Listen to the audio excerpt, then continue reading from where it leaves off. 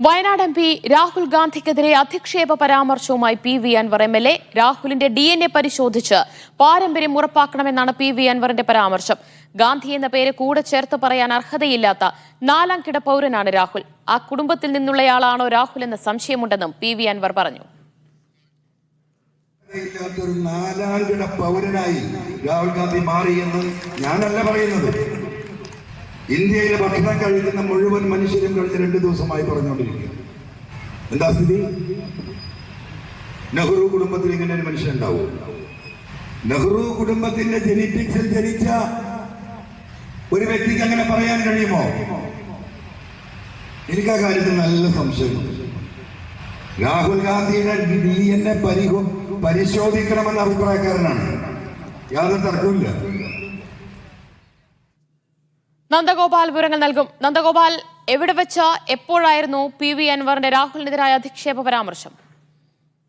കഴിഞ്ഞ ദിവസം കേരളത്തിലെത്തിയ രാഹുൽ ഗാന്ധി ഈ പിണറായി വിജയനെ അറസ്റ്റ് ചെയ്യേണ്ടതായിരുന്നു എന്നുൾപ്പെടെയുള്ള ഒരു പ്രസ്താവന പറഞ്ഞിട്ടുണ്ടായിരുന്നു. ഇതിന് പിന്നാലെ ഇടതു നേതാക്കൾ കാര്യമായ വിമർശനവുമായി രംഗത്തെത്തുകയും ചെയ്തിട്ടുണ്ടായിരുന്നു. അതിനിടെയാണ് പാലക്കാട് മണ്ഡലത്തിൽ നടന്ന ഒരു തെരഞ്ഞെടുപ്പ് കൺവെൻഷനിടെ ഈ പി.വി. അൻവർ എം.എൽ.എ. അധിക്ഷേപ പരാമർശവുമായി രംഗത്തെത്തിയിരിക്കുന്നത്. അതായത് രാഹുൽ ഗാന്ധിയുടെ DNA പരിശോധിച്ച് പാരമ്പര്യം ഉറപ്പാക്കണം, നെഹ്റു കുടുംബത്തിൽ ജനിച്ച ഒരു വ്യക്തിക്ക് ഇങ്ങനെയൊന്നും പറയാൻ പറ്റില്ല, ആ കുടുംബത്തിൽ നിന്നുള്ളയാളാണോ രാഹുൽ എന്നുൾപ്പെടെയുള്ള പരാമർശങ്ങളായിരുന്നു ഈ പി.വി. അൻവർ എം.എൽ.എ. ഉന്നയിച്ചിട്ടുണ്ടായിരുന്നത്. ഗാന്ധി എന്ന പേര് കൂടെ ചേർത്ത് പറയാൻ അർഹതയില്ലാത്ത നാലാം കിട പൗരനാണ് രാഹുൽ ഗാന്ധി എന്നും പി.വി. അൻവർ എം.എൽ.എ.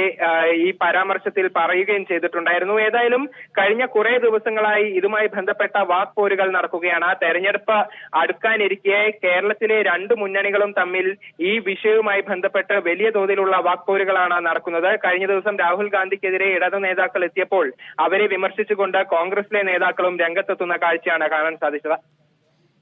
നന്ദഗോപാൽ, കഴിഞ്ഞ കുറച്ച് ദിവസങ്ങളായി രാഹുലിനെ ലക്ഷ്യമിട്ടുകൊണ്ടുള്ള പ്രതികരണങ്ങൾ CPM നേതാക്കളുടെ ഭാഗത്തു നിന്നടക്കമുണ്ടാകുന്നുണ്ട്. മുഖ്യമന്ത്രിയടക്കം രാഹുലിനെ രൂക്ഷമായി വിമർശിക്കുകയൊക്കെ ചെയ്തിട്ടുണ്ട്. പക്ഷേ ഇവിടെ പി.വി. അൻവറിന്റെ വാക്കുകൾ അല്പം കടന്നുപോയില്ലേ?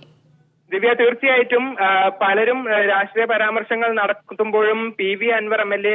രൂക്ഷമായ ഒരു വിമർശനമാണ് അദ്ദേഹത്തിന്റെ ഭാഗത്തു നിന്നും ഉണ്ടായത് എന്നുള്ളത് വ്യക്തമായ ഒരു കാര്യമാണ്. പ്രത്യേകിച്ചും രാഹുൽ ഗാന്ധിയുടെ DNA ഉൾപ്പെടെ പരിശോധിക്കണം, ആ കുടുംബത്തിൽ നിന്നുള്ള ഒരു വ്യക്തിയല്ല രാഹുൽ ഗാന്ധി, രാഹുലിന്റെ പേരിനൊപ്പം ഗാന്ധി എന്ന പേര് കൂട്ടിച്ചേർത്ത് പറയാൻ കഴിയില്ല എന്നുൾപ്പെടെയുള്ള വളരെയധികം രൂക്ഷമായ ഒരു വിമർശനമാണ് പി.വി. അൻവർ എം.എൽ.എയുടെ ഭാഗത്തു നിന്നും ഉണ്ടായത്. ഏതായാലും ഇതുമായി ബന്ധപ്പെട്ട കടുത്ത വിമർശനങ്ങൾ വരും മണിക്കൂറുകളിൽ കോൺഗ്രസ് നേതാക്കളുടെ ഭാഗത്തു നിന്ന് ഉൾപ്പെടെ ഉണ്ടാകുമെന്നുള്ള കാര്യത്തിൽ ഉറപ്പാണ്. നന്ദഗോപാൽ, അന്ന് പി.വി. അൻവർ ഈ രീതിയിലുള്ള പ്രതികരണങ്ങൾ, പരാമർശങ്ങൾ നടത്തുമ്പോൾ മറ്റ് നേതാക്കൾ ആരെങ്കിലും വേദിയിൽ ഉണ്ടായിരുന്നോ? CPM നേതാക്കൾ ആരെങ്കിലും ഉണ്ടായിരുന്നോ? ഈ തരത്തിൽ വലിയ നേതാക്കളൊന്നും തന്നെ ഈ പി.വി. അൻവറിനൊപ്പം വേദിയിൽ ഉണ്ടായിരുന്നില്ല എന്നുള്ളതാണ് മനസ്സിലാക്കാൻ സാധിക്കുന്നത്. പാലക്കാട് മണ്ഡലത്തിന്റെ പല ഭാഗങ്ങളിലായി ചെറിയ രീതിയിലുള്ള LDF കൺവെൻഷനുകൾ നടക്കുന്നുണ്ട്. ഇതിൽ ഓരോ നേതാക്കളെ എത്തിച്ചുകൊണ്ടാണ് ഈ ഒരു കൺവെൻഷൻ നടത്തുന്നത്. അങ്ങനെ ഒരു കൺവെൻഷനിൽ ഈ പി.വി. അൻവർ എം.എൽ.എ. എത്തിക്കുകയായിരുന്നു. അവിടെയാണ് ഇത്തരത്തിലുള്ള ഒരു വിമർശനം നടന്നിട്ടുള്ളത്.